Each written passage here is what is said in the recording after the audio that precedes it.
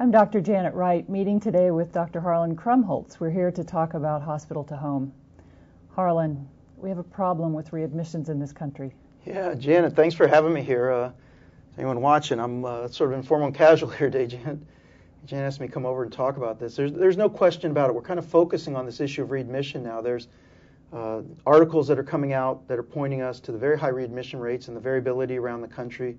There are national publicly reported measures now that are indicating that there's quite a breadth of rates across the nation's hospitals, and that all those rates are quite high. And the government's getting interested in this. It was even mentioned in Obama's report around at the turn of the year as a central focus, and Congress is putting this into bills. So, yeah, readmissions are hot. They're an area target for quality improvement, and they're an area we're really focusing on now. And a large percentage of those patients getting bounced back to the hospital have cardiac problems. Yeah, the cardiac area is an area of particular focus. For the national measures, 2 of the 3 national measures are in heart disease. There's one for acute myocardial infarction and one for heart failure. And these patients, we feel, are particularly vulnerable. And the rate for heart failure, which is 1 in 4 ending up back in the hospital within 30 days after leaving, is the highest among virtually all the conditions. So it's a large number of people get hospitalized with heart failure, but a whole heck of a lot of them end up back in the hospital very soon after leaving. And a lot of those folks haven't seen a physician in the 30 days since they were discharged. Sort of increasing interest in this issue about the transition from inpatient to outpatient status. And what we're discovering is that we have a lot of assumptions about what's going to happen to people when they leave, and that's not really fulfilled. We think that people are going to be able to get their meds and stay on them. We think people are going to be able to make appointments and keep them. We think that people have the information about the admission that's going to be with the doctor when they go see the doctor, and all these things, it turns out, when you look deeply, they often don't have appointments, they often can't get their meds or haven't bought their meds, or somehow they haven't understood what meds they should be on. And the information from the hospitalization, the discharge summaries, have not even been dictated sometimes when they do have appointments, so that when they are seeing someone, there's a whole discovery process that needs to take place about even figuring out that they were in the hospital or what happened to them in the hospital. So there's a lot of areas where things fall through the cracks, and as people are very in this vulnerable period, aren't necessarily getting the very best care because they're kind of left to their own, and the hardiest of them do well maybe, but a lot of them end up back. There's a lot of room for improvement.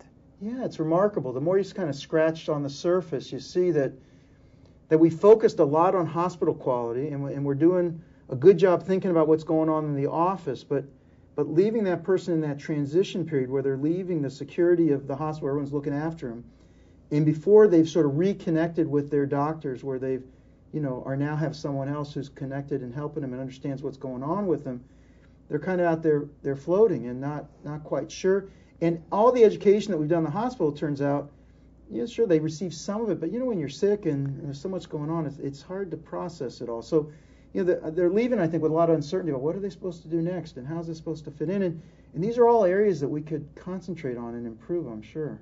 Harlan, I know you well enough to know you can't define a problem or even live next to a problem without trying to come up with a solution.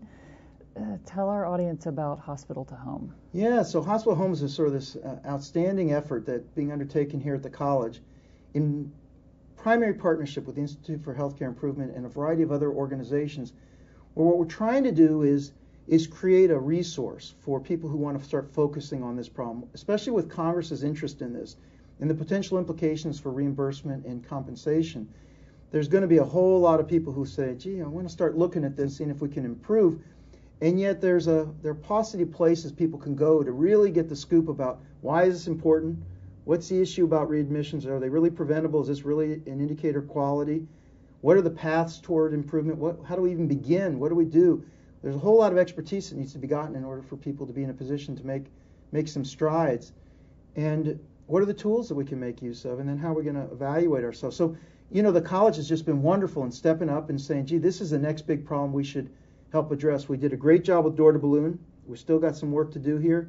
But readmissions are the area that we can help really energize and strengthen teams around the country and make a difference in. So this Hospital to Home is this, we call it more of an initiative than a campaign. It's an effort that's meant to help launch quality improvement initiatives around the country and to provide people the tools that they need to be successful. Now, Don Berwick, I think, told us he wanted to be involved with this, would bring IHI along, but we had to have a specific goal. What's the goal of H2H? Yeah, first of all, the idea that we got Berwick and IHI involved with us, I mean, it's a real tribute to the college and to this effort and to all the other partners that we have. You know, this co-partnership is really pretty remarkable, but it's true. When we went to IHI, they said, we've got to be very specific about what you're trying to achieve. And so we said, you know what we really want to achieve is by 2012 to get a 20% reduction in the readmission rates for cardiovascular patients. And so what that translates into, if we're about a 25% readmission rate for heart failure, we're saying we want to shave 5 absolute points off that. We want to get down to 20. Now, 20 still means 1 in 5 are ending up back in the hospital. Right. It's still hard to change this, but we think it's achievable. And what we're trying to do is to inspire people to join us, to help bring together a critical mass of individuals who can learn from each other. Part of this H2H is about trying to create a learning community. Nobody knows all the answers here. And the answers that have been suggested need to be tailored for individual environments. For us to really make rapid progress, we have to be able to share ideas, share experience, and move together, take advantage of the wisdom of crowds here. And I really think we can do it. This is a wonderful platform to do it. And yeah, that's going to be the goal. 20% reduction by 2012 in this rate. Relative reduction of 20%. And I think it's possible, but we're going to have to work together to achieve it. We've been talking with Harlan Krumholtz about a hospital-to-home initiative with the Institute for Healthcare Improvement. H2H launches later this month.